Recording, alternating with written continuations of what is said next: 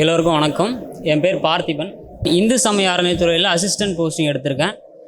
இந்த வெற்றிக்கு முக்கிய முதல் காரணம்னு பார்த்தோம்னா எங்கள் பேரண்ட்ஸை சொல்லணும். அதுக்கப்புறம் எங்கள் ஃபேமிலி. ஏன்னா நான் வந்து 2020 பாஸ் அவுட் ஆனேன். பிஎஸ்சி அக்ரி முடிச்சிருக்கேன். பிஎஸ்சி அக்ரி முடிச்சுட்டு ஏஓ ஒரு கால்ஃபேர் வந்துச்சு. ஏஓவும் அட்டன் பண்ணேன்.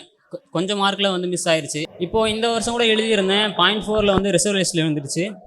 சரி, அதுக்கடுத்து என்னடா பண்ணுவோன்ற மாதிரி தான் இருந்த நிலையில் தான் வந்து குரூப் 2 வந்து மார்க் வந்துச்சு. சரி, இதில் கிடைக்கும் அப்படின்ற நினச்சிட்டு இருந்தேன். பரவாயில்ல, கிடச்சிது. அதாவது ஆக்டர் சூர்யா ஒன்று சொல்லுவார்ல, நீங்கள் எது நினைக்கிறீங்களோ கண்டிப்பாக அது உங்களுக்கு கிடைக்கும் அப்படின்ற மாதிரி. அந்த மாதிரி தான் எனக்கு இது கிடைச்சதுன்னு நான் நினைக்கிறேன். அடுத்து என் ஃப்ரெண்ட்ஸுக்கு நன்றி சொல்லணும். கார்த்திக், ஆஷிக் அண்டு மகேஷ், அவங்களுக்கெல்லாம் நன்றி சொல்லணும்னு நினைக்கிறேன். கடைசியாக முக்கியமாக நன்றி சொல்லணும் பார்த்தோன்னா சுரேஷ் அகாடமிக்கு நன்றி சொல்லணும். நான் ஏன்னா ப்ரிலிம்ஸ் வந்து வீட்டிலே தான் படித்தேன்.